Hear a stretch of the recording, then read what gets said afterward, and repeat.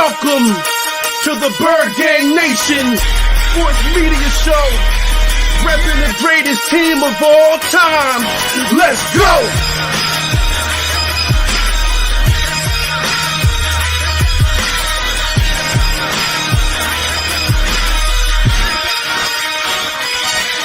Bird Gang 31, he be the host with the most. We going deep, burning teams. They ain't nothing but toast. It's Senior Estes. Sirianni put me in coach, running like Miles Sanders Hill. I bumped my head on the post. Touchdown! Yeah, that's coming. Devontae's crazy route running. Jalen hurting them, throwing lasers to Rager, young gunning. Come on! On the D side, we ride, sack him with Fletcher, lay him out on the stretcher. No one can protect you. Watch Darius lay him, shutting down your routes. Come on! In my green John, eating Philly cheesesteaks. Put up your cups, wings up, if you can relate. Tailgating at the link like Gangsta Stride. To the Bird Gang Nation, that's worldwide.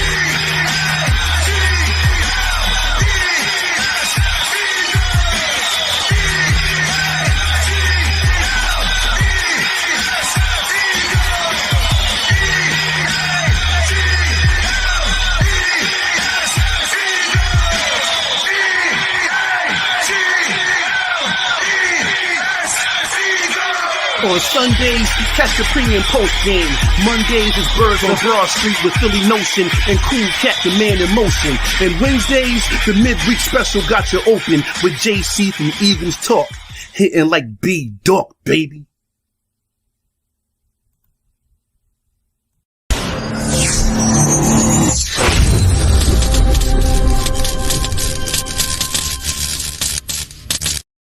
Welcome to another edition of Bird Gang Nation Sports Talk. I'm your host, Bird Gang 31. Today, Nation, we have another very special guest in the house today. It's Ren from the PewterCast, right? The PewterCast? Can you hear me? I can. Yeah. Sorry, I had it playing a rookie mistake. My bad. No worries. I had the link open in another tab, so it was like, listen, it was hearing you double talk, but apologies, Eagles fans. Hello, how are we? Thanks for having me on. I'm excited to talk Buccaneers, Eagles, and as I say at the end of every one of our shows, I'm always down to talk Buccaneers football. All right, sounds good. Go ahead and let them know about your show. How long you guys been around, and how long have you been a Bucs fan? Well, I've been a Bucs fan, as you can tell by my gray beard here. I've been a Bucs fan since their inception. Lots and lots of lean years. But the PewterCast came to be about 6 years ago. After 2 years, we started getting credentials to training camp. They started letting us in. We do 3 pods a week during the season and once a week during the off season. We have over 600,000 downloads, and we got sponsors, and people give us money, and so awesome. Be able to talk about your favorite sports team and be able to pay like a couple of bills with it too is it's just kind of all you can really ask for. Doing this is being a fan of your favorite team. Oh yeah, man, that's what I'm trying to do here. You know what I'm saying? We got a whole network that I just started up, called Burger Nation Sports Media. So if you ever get a chance, you can check that out. And then, I'm trying to build my own platform here on Burger Nation Sports Talk. So, we just got monetized here. We're about, been doing it for a little bit over 3.5 months, and we're up to, 1,315 subscribers, somewhere around there. Nice. So that's pretty good for the first 3 months. I feel, people are liking the stuff. So I'm gonna keep for the first 3 months. I'm gonna keep trying to bring it out there. Keep bringing that fire on the screen here. What's up to everybody in the chat? We got Smoke a Lot in here. Wolf of the Olden. We got Big Play Slay. What up, my guy? Smoke a Lot. Grand Gazir. What's up, my guy? Thank you guys for coming out. Make sure y'all hit that like on the way in. So go ahead and tell me, how do you like the Bucs so far this year? What's not to like with the 4-1 start? You know what I'm saying? But tell me, was this what you expected the Bucs to be? How do you like it? And give me some good and bad over the first 5 games. Sure. Pretty much right on track, at least record-wise. The Bucs have sort of had a little bit of trouble running the ball until a couple of weeks ago. when New England came out and basically played dime the whole entire game and dared them to run the ball. First time they went over 100 yards. And then they committed to the run against Miami, too. Went over 150 yards, I believe, in total rushes that game. So I guess that's it. The defensive secondary, if you're outside looking in, you hear a lot about how many passing yards they're giving up, and they're giving up a ton.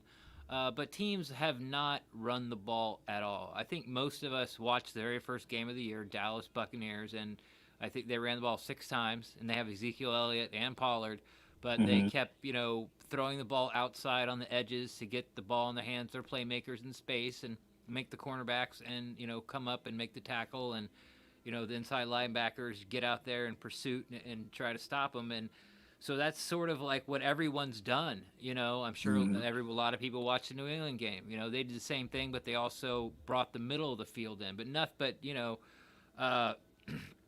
nothing was ever past the sticks in the New England game. Dak took his shots. So, the defense is sort of a work in progress, as most of them are here now. But, you really can't complain. They're 4-1. The secondary is banged up. We lost a starting corner every single game for like 3 weeks in a row there.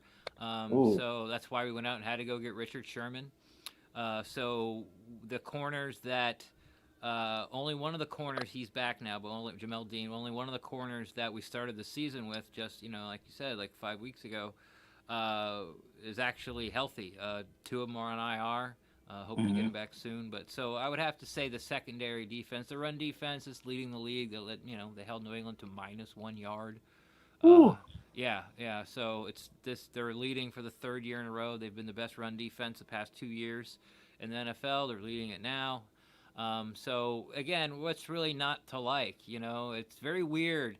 Someone who covers the Bucs and is trying to do content on them, because it's a lot easier to have a crappy team, and so you can have all these things to point at and blame and point fingers as a fan and be irate. But Brady comes out and you win by 3 scores, and he throws for 400 yards and 5 TDs, and you go all live and you're like, oh, what do you want to talk about? I'm like, well, Brady's awesome.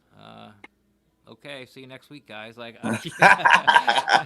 so right? The team can be had. I'm not saying any like they're the best ever or they're unbeatable. Anything like that. I mean, who would have thought the Chiefs would have a losing record 5 weeks into the season? Right, that's a shocker.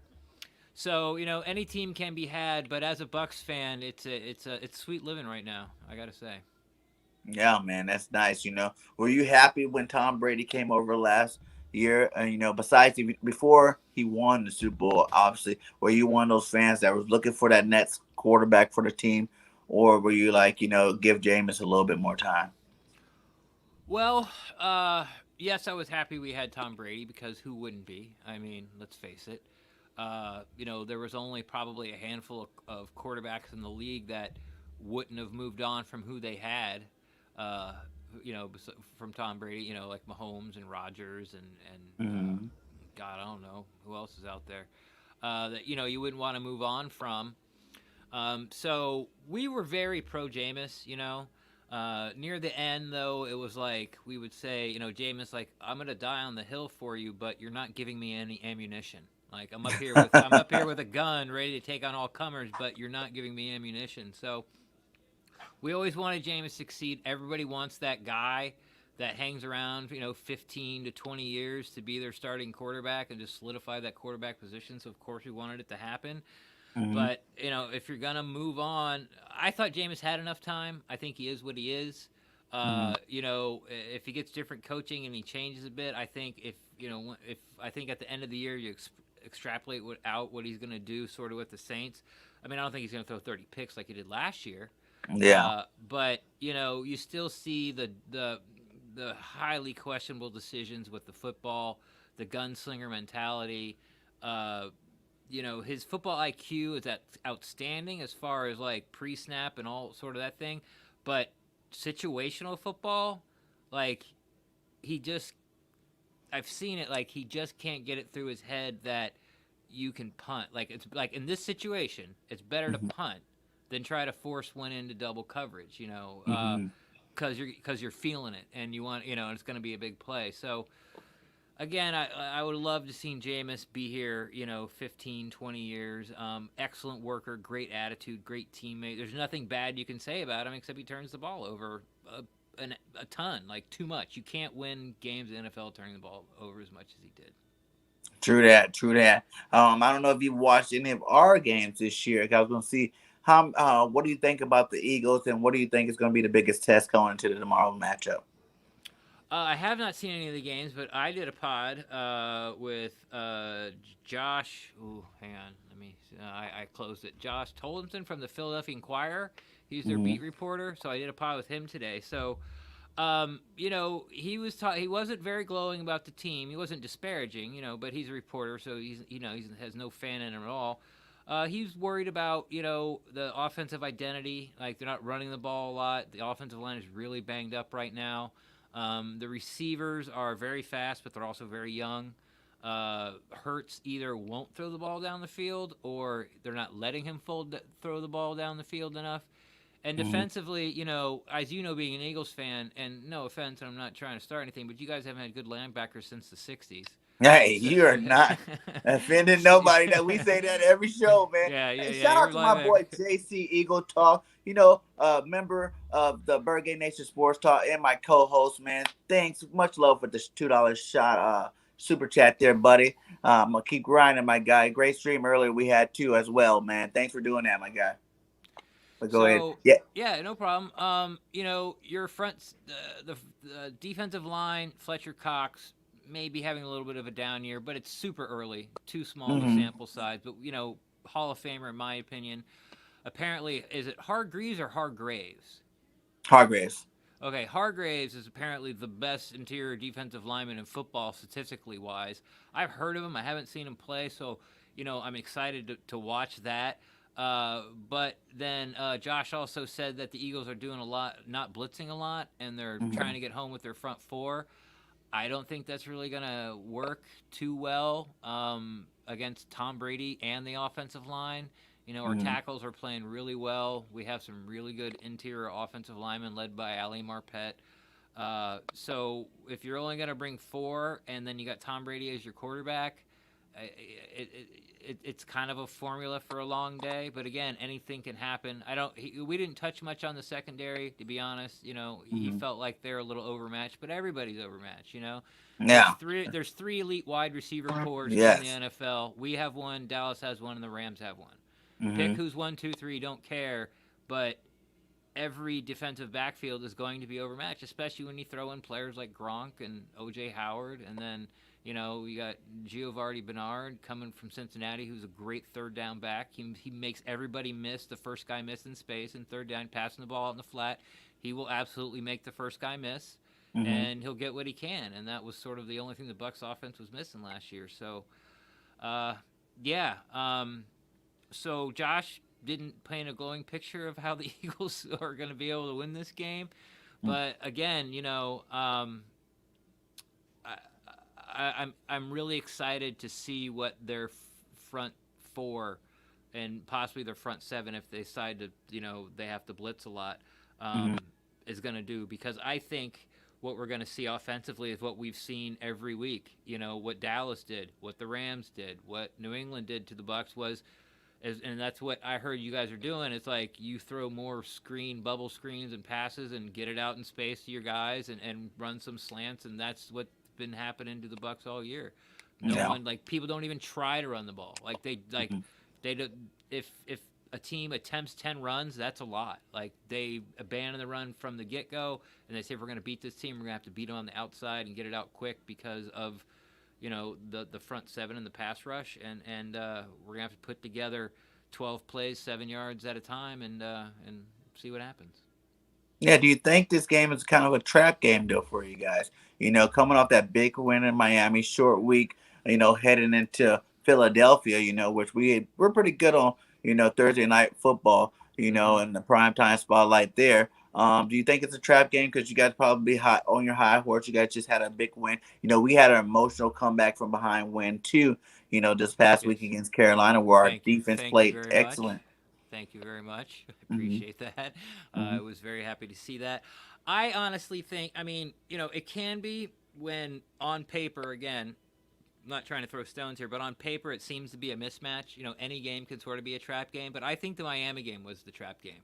Coming off the emotional game of New England, going back to Foxborough, like putting all the eggs in that basket. Like Tom Brady wanted to win that game bad, bad, bad, bad, bad. Mm-hmm. And I didn't even care. Like it was just win. Like I didn't care what it looked like because I couldn't put up with the New England fans. Oh yeah, you got Brady, but you can't beat us. We're still, all that Boston crap that they do. Mm-hmm. So I was just happy to get out of there. I thought the Miami game was a trap game. Everybody, like the national media and even the local beat reporters, were still talking about the New England game on Thursday. Like Mm-hmm. no one was talking about the Miami game at all. Like at all. Like it didn't like people like threw up their stories on Friday, because they had to because the game was coming up on Sunday, but no questions about when the players had their interviews after practice during the week. All the questions were still about New England and Tom and that. It was nothing about hey Brian Flores, or nothing about the Miami's two good, very good corners, or uh, you know um, Brissett played with Tom. Does that give him like any of that stuff? Nothing. It was all New England. So I think Miami was a trap game, but again, we'll see. Do you think that it was more Tom Brady or Belichick when he was in New England? I don't know.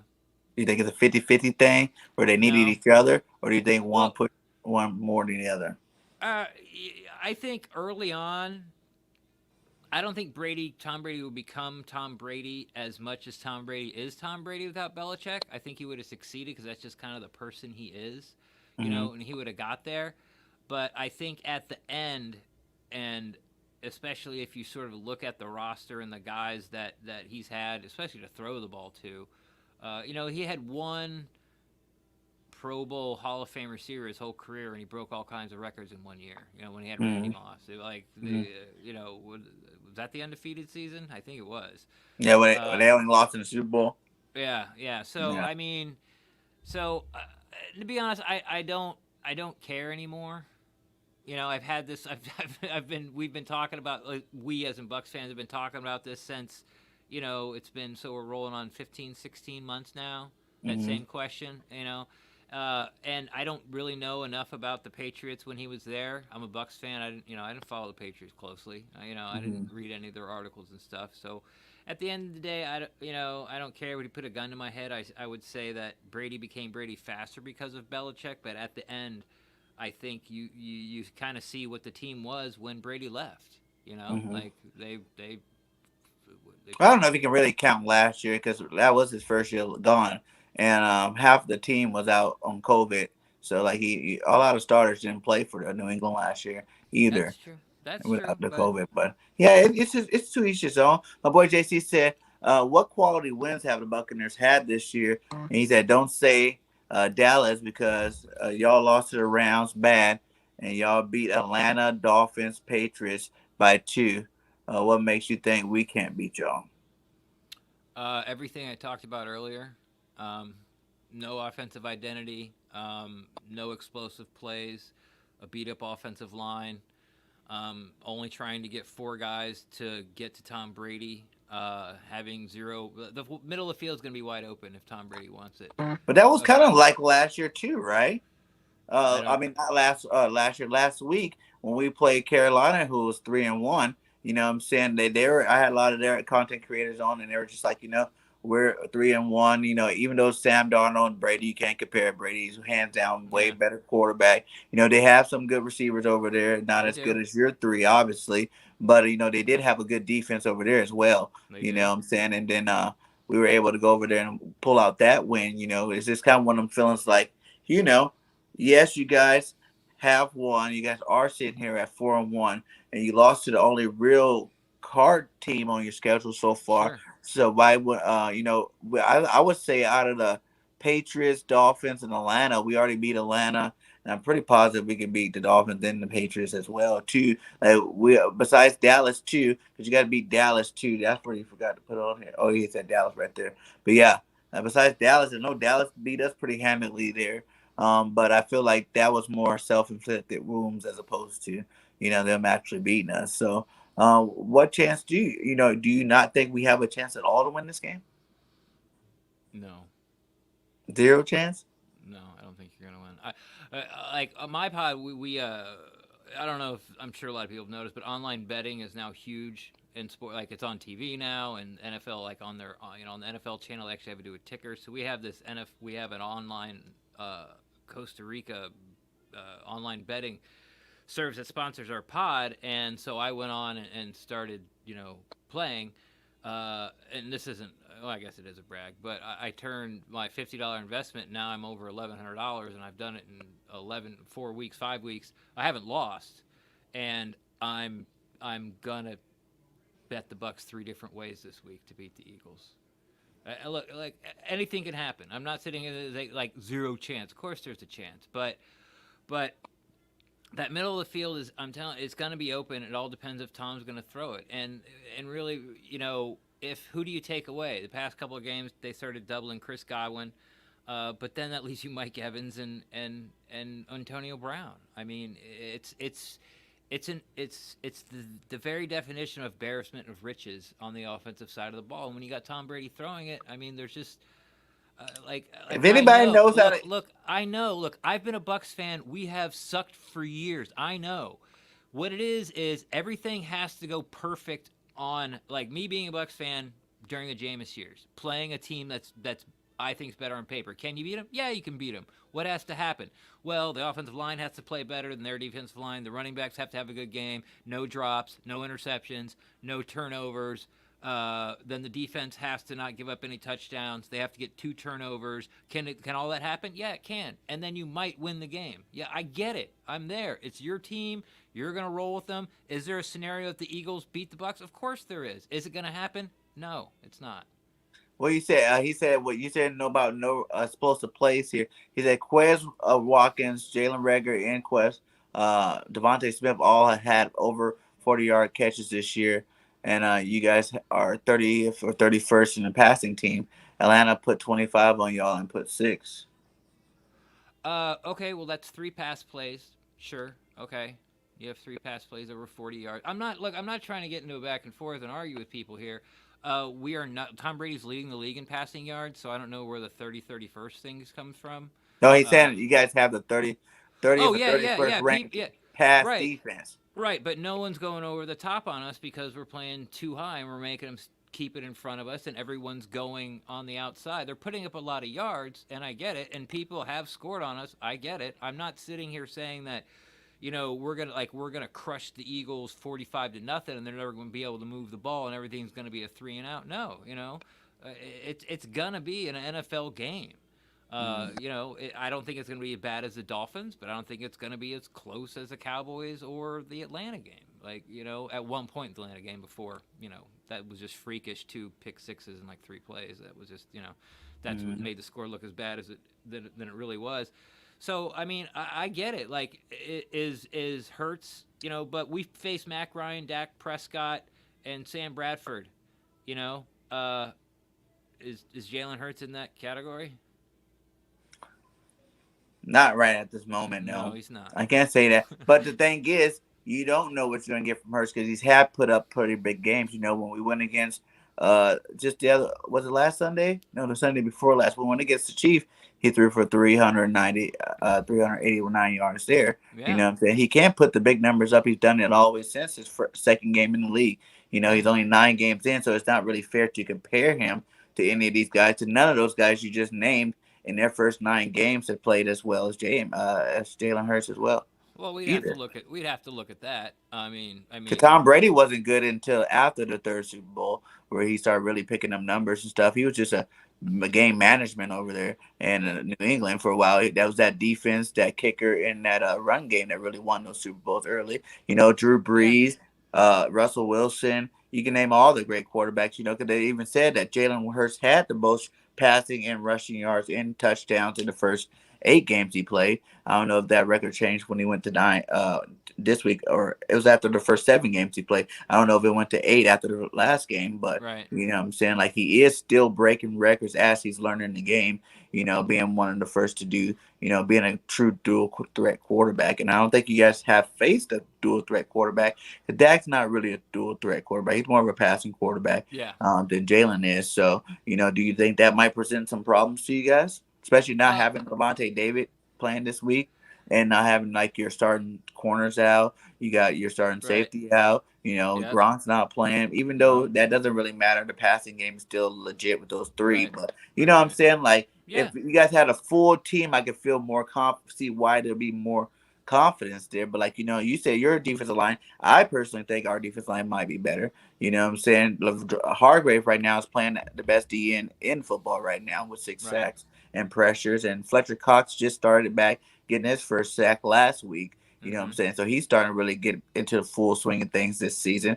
So with those two guys alone, that's pressure up the middle, against Brady. You know what I'm saying? That's how we got to him before. Whenever we played him before, it's just you got to get that pressure up front in his face, Yeah. to really disrupt those passes. None of those receivers get the ball if, Brady can't get the ball to him.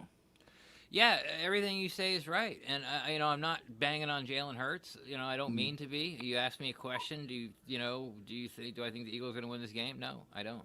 Like, I just Okay. don't. I mean, yeah. Sorry.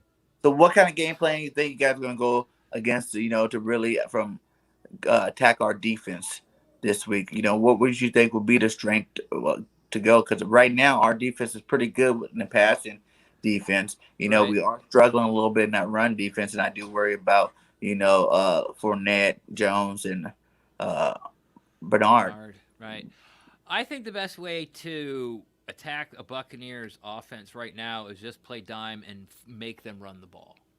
Mm-hmm. Like, make them run the ball, because that will make Leftwich and Arians impatient, because they're big play down the field shot guys, and they don't want to do that. So if you make it to the point where it's like, I have no choice but to run the ball because it's the overwhelmingly smart thing to do based on what the defense has given us, then I think that's sort of the best way to slow down this offense.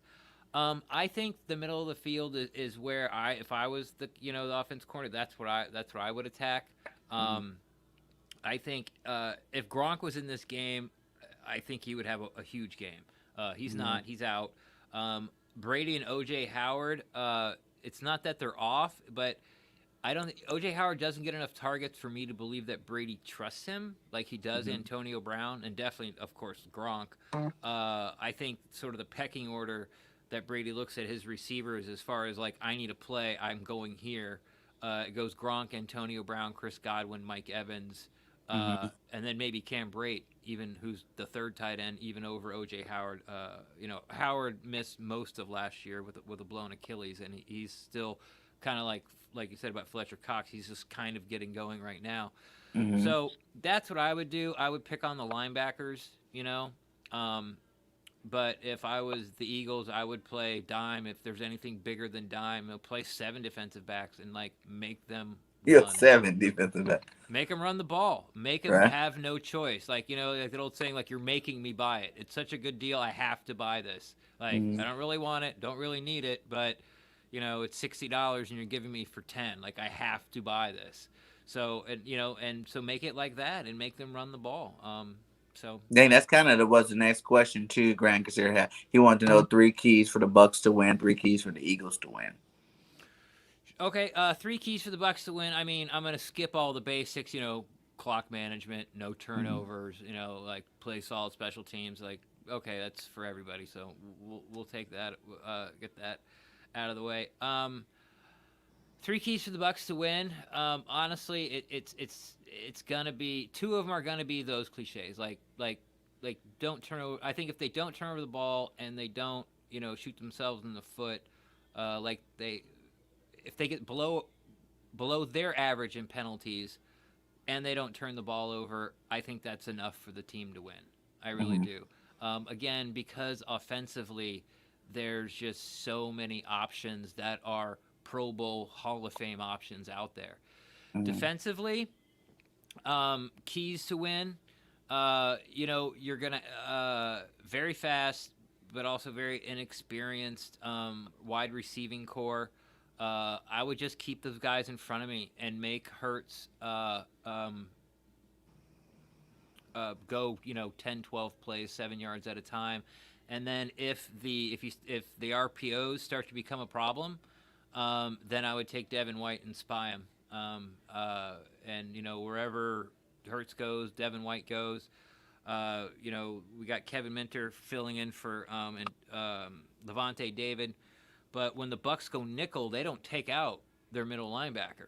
They take out a defensive lineman because they want Levante David and Devin White on the field at all times. But maybe this week, when you go nickel, you do take Minter off, and then so you get another big body in there to crush the pocket, and then have Devin White spy. So that's what I would be. For the Eagles, I think you're going to have to try some take your shots down the field to keep the Bucs honest. You like to think things like, well, at least attempt to run the ball, and that I don't even know that you should. I would just. The Bucs are very, and most teams are very susceptible to the slant. The first read, second read, have those only play half the field. Like, what your reads are, Jalen? It's this half the field. 1, 2, no, run. And just do that. Of course, have to play a clean game. You're going to have to get the ball out quick because the way, your offensive line is all banged up right now.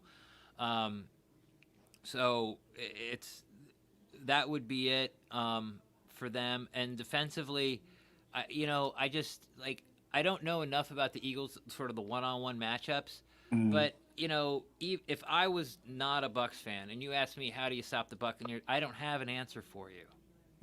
It's just like I don't know. I don't know. Malaria, suns in their eyes. I don't know. I don't know. Poison them before the game. I don't know how to stop them. It has to be like Brady has. He's off a little bit. Doesn't hit any of his deep throws. Well, how did the Rams beat you guys? Well, in the Rams game, it was mostly because of the defense is what happened. It was a little bit of back and forth early. No team could kind of get going. Jamel Dean dropped a pick that really would have helped early because they were deep on the Rams side of the ball, but he dropped it. Okay, and then for the next 8 possessions, each team scored, and 7 of them were touchdowns. Ooh. Yeah, so now we're at the end of the third quarter, and the Bucs are down by 7, and I don't remember exactly what happened, but the Rams extended the lead, and then it was like a 3-and-out, and then the Rams scored again. It was kind of over. But there were 8 minutes left. Now you're down 2.5 scores, and you're trying to catch up and all that stuff. But yeah, it was the defense gave up 4 touchdowns in a row on 4 straight possessions.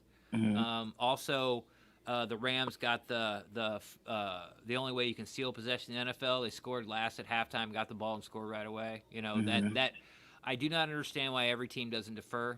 Bruce Arians, it defers about 10% of the time, and it drives me absolute crazy because it's the only way you can steal possession in the NFL. Scoring twice for the other team's offense even has a chance to take a snap it's everything in today's NFL, especially the way the defenses are penalized for the way they play, and the offenses are given every chance and leeway to almost cheat to get down the field and score. So that's what happened with the Rams. It was more defensively thing, and then we had a couple of drives stall in the third quarter, and you look up and you're down 16 points, and there's 5 minutes left, and. And then JC said, what about the Cowboys and the Patriots almost beating you guys? How's that? What do you think? What the problems were? Well, they almost beat us, but they didn't. The Patriots aren't as good as, the Rams or the Cowboys. So that was the Patriots was more of a Belichick that game. was a big emotional game. The weather didn't help. I know everyone talked about how it didn't, but Mac Jones never threw the ball more than 10 yards. He completed 28 in a row, but all of them were 5 yards, 7. They were doing what Was that the game Brady didn't score a touchdown? Was it their game Brady didn't score a touchdown? I don't think he threw for a touchdown that game. I think the Bucks only had one touchdown and Ronald Jones ran it in. Yeah, Mm-hmm. so he didn't throw for a touchdown. The Bucks were like 4 for 5, or excuse me, 1 for 5 in the red zone, which like flip that is more the norm. Mm-hmm. And it was so like you can't be these world beaters all the time, and I feel like I'm sitting here making excuses, and trying to defend a team that just won the Super Bowl and it's 4-1 out of the gate. Like no one's Mm-hmm. perfect coming out of training camp. The defense has its problems, yeah, they do, but you know what? Right now the offense is making up for it, and we're still winning games. And until somebody somewhere out there finds a way to to beat to be able to shut down this offense and make them score under 20 points on the regular, then we're going to be in every game. It's that's just the way it is. And again, it's just embarrassment of riches. And I'm not trying to be cocky. It's the team is effing loaded, man. They are loaded. They're freaking loaded. They're loaded. But I feel like that's kind of like how I feel about our team, and like we kind of start out slow. Like I really feel like we have a roster that can pretty much play with anybody. We have young and experienced players, but I don't really think it's their talent that's not being shown. It's our coaches being young and experienced coaching that's really, and the penalties really killed us. I think you guys were second in penalties behind us as for one point, all the way up to like last week or something like that. But the penalties really killed us. We just shot ourselves in the foot. We should be sitting here right now going into this game. I feel like we should be sitting here at 4-1 as well as Mm-hmm. you guys. Like we had opportunities in that Cowboys game. We had opportunities in the 49ers game. We definitely have opportunities in the Chiefs game to pull that out. But bad coaching decisions and play calling decisions, and the penalties really hurt us. We had that game against Kansas City. We had 3 touchdowns called back. You know what I'm saying, due to penalties. So it's like we were more shooting ourselves in the foot, and that's young mistakes. Like you said, it is early in the season, and Yeah. I think as the season goes along, team will start really realizing that, hey, like I feel like last week was the defense's time to shine, where they came out and said, okay, we do have a good defense. Big play Slay came out with 2 picks. Yeah. Nelson had a pick. We had 3 sacks. A lot of pressures on Darnold there. And he played a game that was not normal what he'd been doing all year long as well. So I think as long as our defense can keep riding that way, and this week the offense steps up, because the week before against Kansas City, our offense showed up. What I'm saying? Even with those 3 touchdowns taken off the board, our offense did show up, but our defense didn't show up. So I think if our defense shows up again against you guys, because like I said, we have just, you guys, I don't know. Like, I think Vea's really good. Barrett's pretty good, but, Barnett and, Sweat's not bad off that end. And then I don't really know 2 better defensive tackles to be side by side with Hargrave and Cox there together. So, Right. like those guys are some beasts up there, and I think they have a real opportunity to get to Brady. Plus, they know Brady a little bit. They know some of his tendencies and like what he likes to do. Considering we played him a couple of times already. So, like I'm not saying this. I think this is gonna be a really close game. I don't see it being a blowout either direction. I think it's gonna be a really tight game. It's probably gonna be down who has the last couple of possessions and what they do on those possessions. Sure. Yeah. I mean, it all makes sense. I mean, and I've talked about, someone in chat, and I'm not yelling at you, like, oh, I'm here as an excuses for these close wins. And then, you talk about, well, we had our opportunities in our close losses, but that's the NFL, right? I Mm-hmm. mean, here, yeah, JC. I mean, that's the NFL. I mean, that's what separates a team that's 6-10 to 10-6.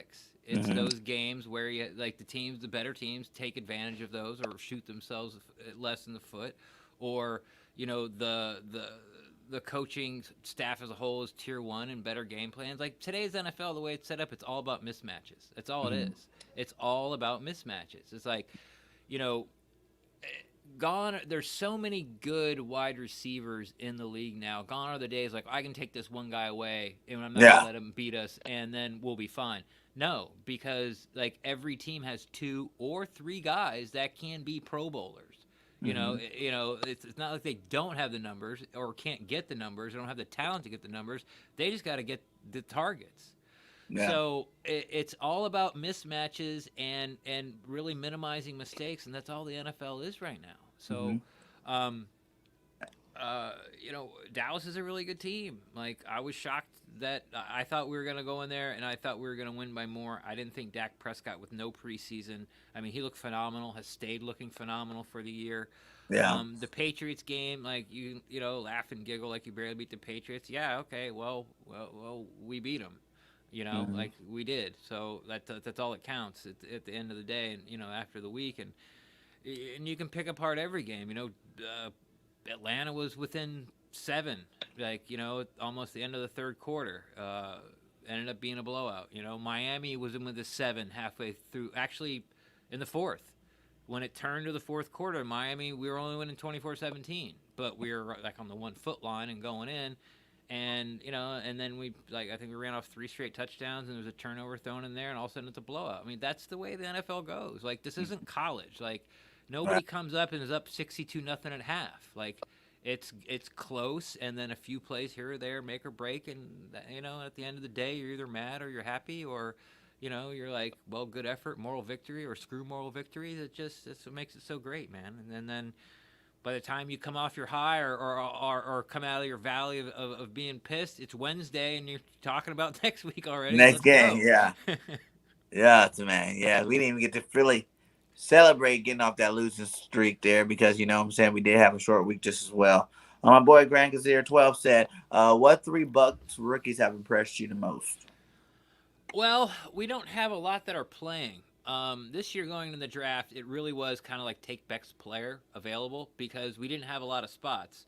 A lot was made, and I apologize to everybody who has to watch so much Tom Brady Buccaneers coverage on the national networks. It's nauseating to me.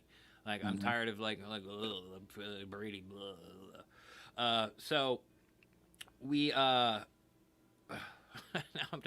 we got an edge rusher out of Washington who is very good. He's very ahead of of sort of his curve. He should be. His name's Joe Tryon. He's now hyphenated his name as Joe Tryon Sharinka. Went to the University of Washington. Got him the last pick in the first round, of course. What he showed in tape in college is not what he is now. Wherever he went, this is what happened. He wanted to play, but the Pac-12, if you remember, were sort of waffling back and forth if we're going to play or not. So he decided, he's like, okay, I'm leaving Washington. I'm going to California. I'm going to start training for the NFL draft. And then the Pac-12 came out and said, okay, now we're going to play. And it was like, well, I'm already training. Now I'm going to opt out.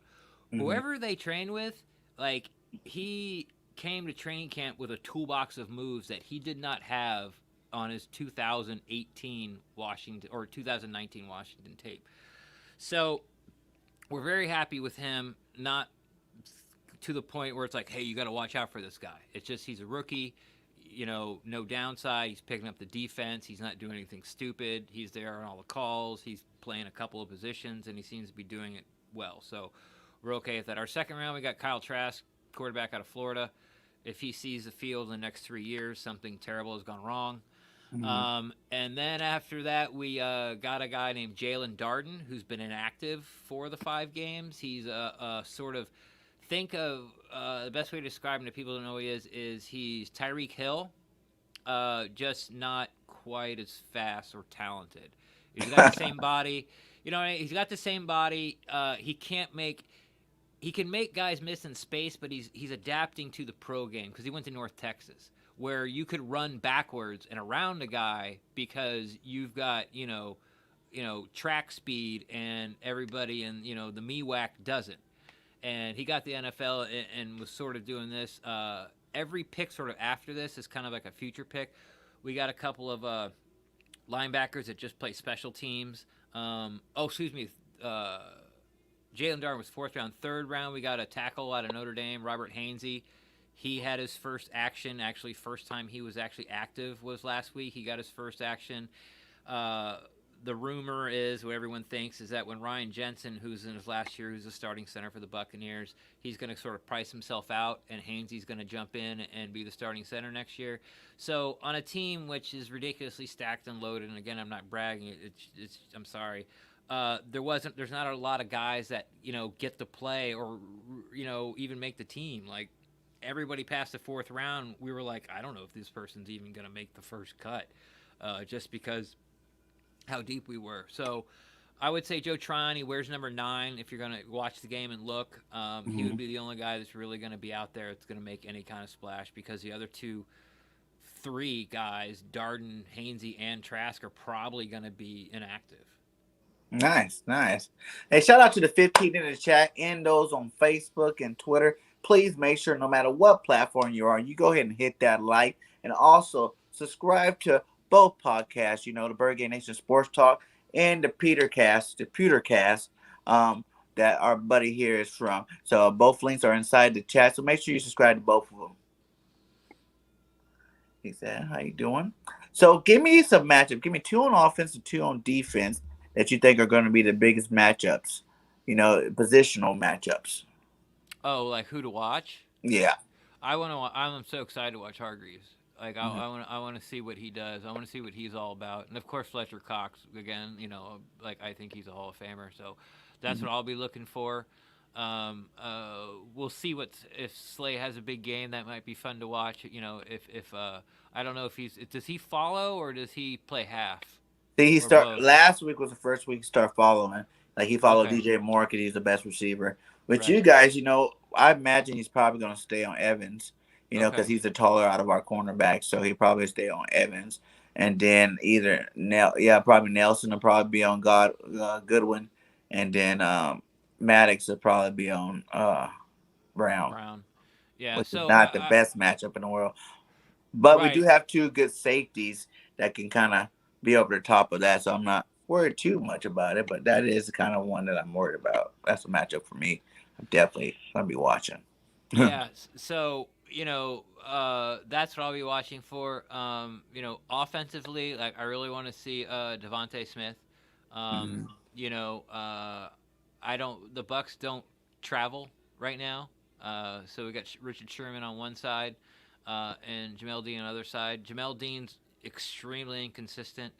Mhm. Like he has, we've all had players on our teams like all the talent in the world, just waiting for him to put it together. Mhm. 1 week it's like he'll have two. Like last week, he had two pass breakups and an interception. The week before that, he gave up like a touchdown and like 6 catches on 7 targets. It's just like what, like which one are you? Richard Sherman, we'll see. Very very smart player. Um, You Still think just they trying. do like San Francisco did? Because when we played San Francisco, they got Josh Norman, who's another veteran, like kind of like Richard Sherman. You know what I'm saying? They're about around the same age, maybe a little bit. You know what I'm saying? But they're the old veteran type cornerback. They're probably not as fast as they were in their younger days. Right. They double Devontae Smith. Do you see you guys doubling Devontae Smith as well? I do not. I think Todd Bowles is going to play too high and try to take away the speed of the receivers and make them go everything underneath. But from what I know about the Eagles, that's kind of what their bread and butter is anyway. Mm-hmm. So it's going to be it's like putting two guys back there and they might just be bored all day long. Of course they're going to take their shot. Of course Hurts is going to take a few shots down there, but. Uh, Hitting those, I think would be big for the Eagles. Pick up those chunk plays, be able to get down the field. But yeah, so I'm looking forward, to your rookie Devonte Smith. Mm-hmm. No one's gonna follow him, and I want to see what they do with Hurts. I want to see if they RPO him, if they try to protect him. Because of Todd Bowles' exotic blitz scheme, whatever really that means. I don't Mm-hmm. really expect to see that. I think that will kind of go away. Like the first series, okay, like the whole playbook seems to be open right away here. Um, Honestly, I expect a couple of trick plays out of Philly, like Mm-hmm. going for it on fourth down, maybe a fake punt. Philly special, something like that. Oh no no no no no no! Yeah, I heard it didn't go too That well week play one. is wrapped up. No more of that one. No more. That play is retired Yeah, I from heard it our didn't go well team. week one when we I got did we got not. pulled out. That was not the Philly special. That was a Philly not so special. That's what we call it over here. That was horrible. A horrible replay of that. You know what I'm saying? You didn't. They didn't. To me, I didn't even know that's what they were doing. And when they were doing the play, that's how bad it was. He said Quez is upset. Yeah, I think that's one play that you guys have to watch because everybody puts all their attention on Devontae Smith. And I really think Quez is our best receiver. He just doesn't get the targets. Right. Like if you watch a lot of the all 22, like Quez will outplay because of his speed. You talk about Tyreek Hill's speed, and that's a guy that kind of is Yeah. pretty up there with him. You know what I'm saying? Maybe Tyreek might be a little bit faster, but he got size too, and he's a lot taller than Tyreek, so I like him a little bit more. But Uh-huh. Quez has been open. It's just Jalen hasn't been getting him the ball.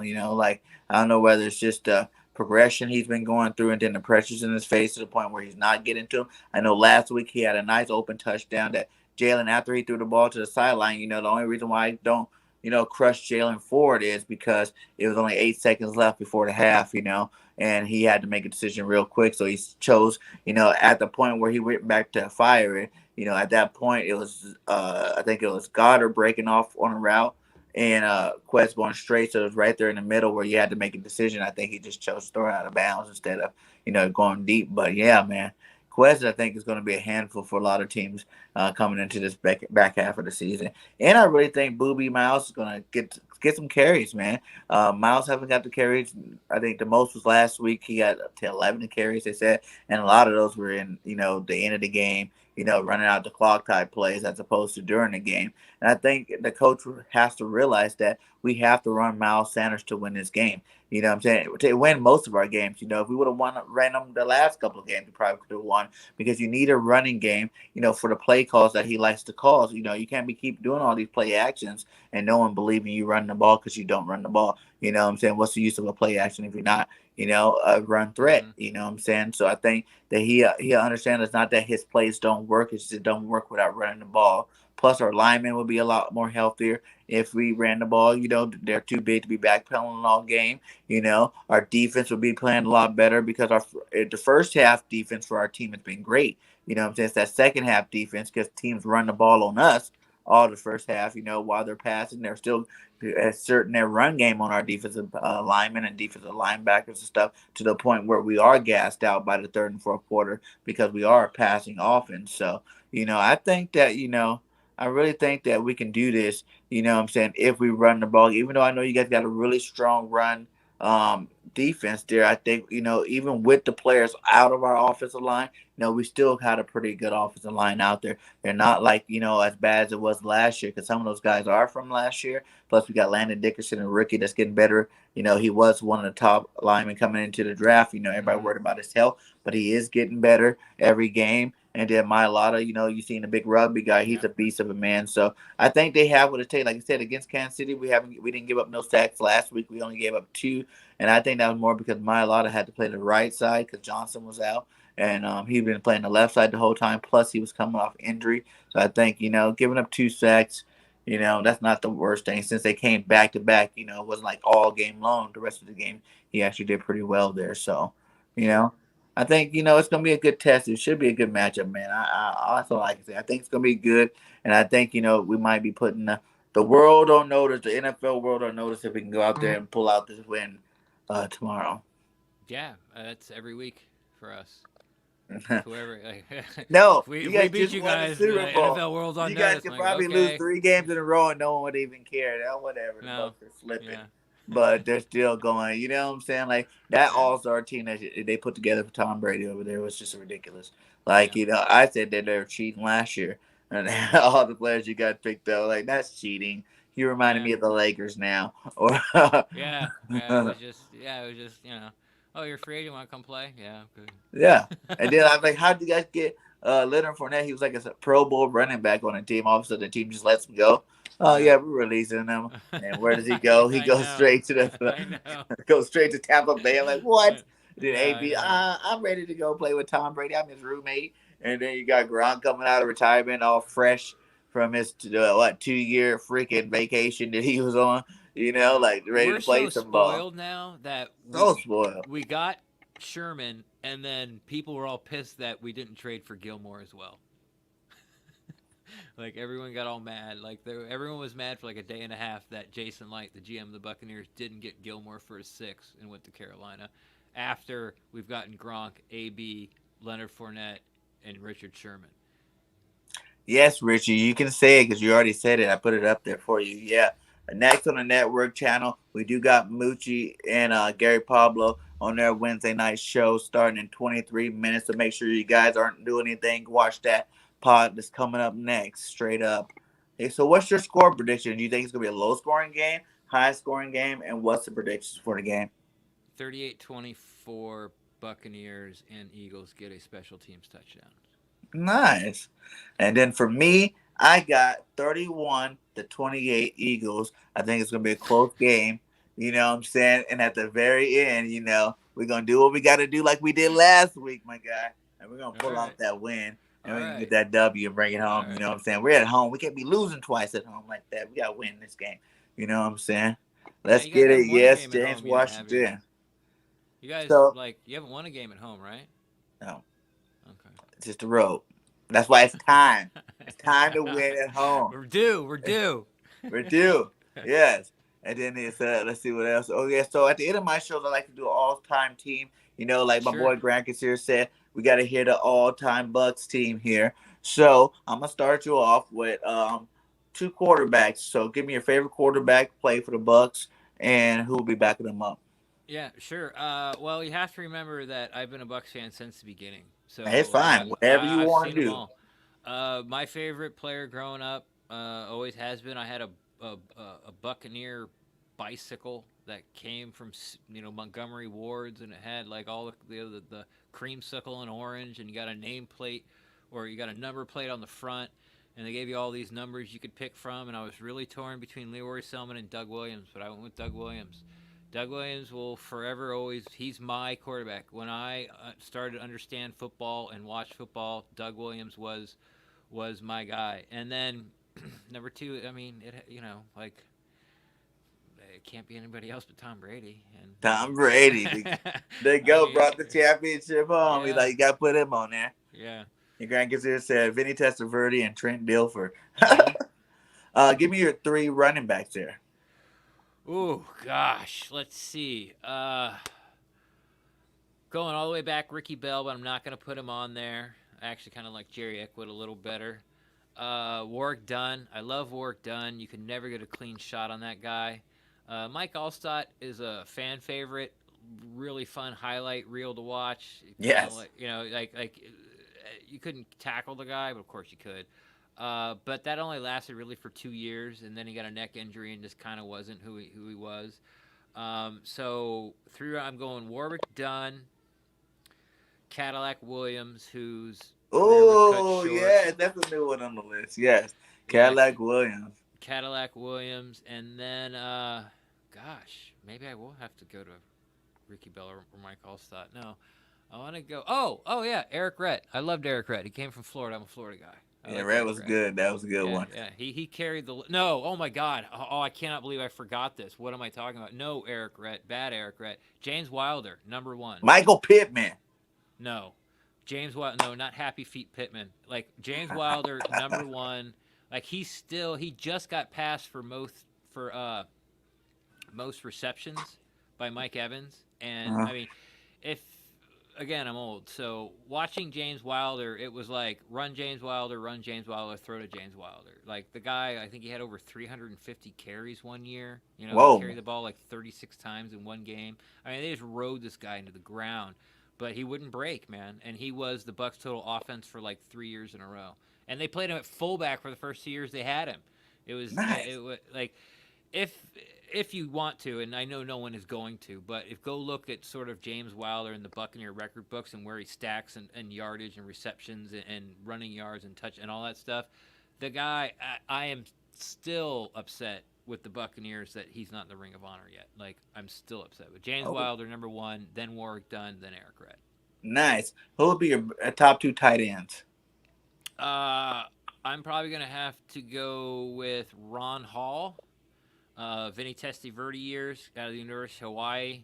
When Sam Weiss was there was when I first really understood the tight end down the seam route was kind of uncoverable in that time of NFL because the linebackers couldn't run yet. I loved him. Thought he had great hands, vastly underrated. And then Jimmy Giles I could go with, who's another Doug Williams tight end who was good. I'm not going to go with Gronk because he's a Patriot. He's not a Buck. Even though he's awesome. Right? Someone said Ron Hall for you. He been saying that. I had Yeah. 3 other podcasts on here within the last day or two, and none of them said it. And he was like pushing for Ron Hall, so Oh he's yeah, glad yeah. All right, you yeah. said. Yeah, Ron Hall, love that guy. And I'm gonna go with Jimmy Giles. Jimmy Giles, number one, was one of the weapons that Doug Williams had, one of the very few. And he was really good. He was kind of like Keith Jackson before his day. You know, like Yeah. Keith Jackson played at Oklahoma, and they never threw in the ball. All I did was run block, and he gets to the NFL, and he's like, oh, he's got hands, and oh, he's got really. Oh, wow, okay, this guy's a Pro Bowler. Right. That was kind of Jimmy Giles about 10 years before Keith Jackson came into the league. So yeah, Jimmy Giles and Ron Hall. Nice. Give me 4 receivers.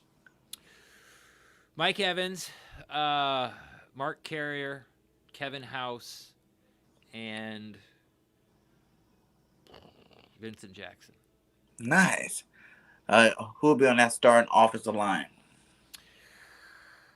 Center is going to be Tony Mayberry. Guards are going to be Ali Marpet, not Ian Beckles. Who would be my other guard? Jeremy Zutah would probably be my other. No, Tom McHale. I'm going to do Tom McHale. Tackles are going to be Paul Gruber, one of my all-time favorite Bucks of all time. Left tackle, never spoke a word, like never gave up a sack. Just like, had a Hall of Fame career, but he played on, a team that never won more than 5 games 10 years straight. So, and that's a little fan bias too there. Paul Gruber, one tackle, and you know what? I'm going with the young kid. I'm going with Tristan Wirfs. Nice. I think he's amazing. He just hey. Okay, cool. I'm at work. Okay. And they're closing up, so they said they got 5 minutes before they're going to kick me out. Oh yeah, so, we're wrapping it up right now. Okay. Anyway, this is pretty much it. We'll speed through the rest of it. Let's go defensive line. Defensive line, I'm going, of course, Leroy Selman. We're going to do a 4-3 here. Leroy Selman, David Logan, who is his nose guard. Ndamukong Suh is one of my favorite human beings on the face of the earth, who I could not stand when he was Detroit, but became here. The man is so articulate, so smart, so much fun. I would have a conversation with Ndamukong Suh for 3 hours on any subject whatsoever. He knows wine, he knows food, he knows finance. Love me some Ndamukong Suh. Leroy Selman, David Logan, Ndamukong Suh, and I guess an outside linebacker I would go with Hugh Green. Hugh Green? Hugh Green out of Pittsburgh. Yeah, it was back in the day when when you go Hugh, when you like, it sounded like boo. They're not booing, folks. Like you say that all the time, or like Kuechly Luke Kuechly for Carolina, Luke, and they're not booing. He was just a guy at a Pitt, and he was kind of like the only guy on the defense for a little while, and just hung out to dry. But he was really good. But yeah, so Leroy Suh, David Logan, and Hugh Green. And then your 3 linebackers. Oh God, Derek Brooks, of course. Levante David, of course, and God, I'll go with Batman Wood. Even though I would go with Devin White, but I don't want to keep kind of young guy. I'm gonna go with Batman Wood, or I could go Dewey Selman, Leroy Selman's brother, but I'm gonna go with James Batman Wood. He had the elbow pads, and he magic markered the Batman sign on him. Oh, that's tight. Give me three cool. 3 cornerbacks. 3 corners: Rondé, Carlton Davis, and Aqib Talib. 3 safeties. Mark Cotney, old school, early, take your head off. John Lynch, have to, he's Hall of Famer. And God, who would be my third safety?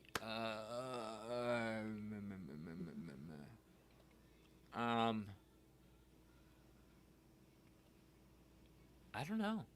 I really don't. I could pick somebody like Jordan Whitehead, who's on the team now. But like they had some bad safety play. I say Major Wright because he was so terrible, All right. No. I'll pick just for fun. I'll pick Chris Conte, who Kicker? got stiff-armed out of the league. Yeah, I've got 5 minutes. Got you. I'm wrapping up. I'm sorry. Your kicker? Yeah, you got it. Kicker? Oh God, it's got to be Donald Igwe-Buike. Who? Donald Igwe-Buike. Is that an old guy? Yeah, he's an old guy. Either him or Billy Capice. Back when the Bucks were, like winning games 12-9, those guys were big for us. Of course, Martin Grammatica's, he's kind of a newer favorite. But I just like Donald Igwebuike. Uh, You I think punter? he got busted for like cocaine trafficking like a couple years ago. Nice. You- Punter, who cares? Uh, I did like Brian Anger 4 years ago. Brian Anger like pinned people down inside the 10-yard line like 9 times, and I thought that he was like the best player on our special teams. But I don't know. Maybe that- Neil O'Donohue. He was like early Bucks. But yeah, no, who gives a shit? It's a punter. Who'll be the defensive coordinator of the team? Wow. Yeah, you got to give it just for longevity. That was a top 5 defense for a decade. You got to give it to Monty Kiffin. Offensive coordinator?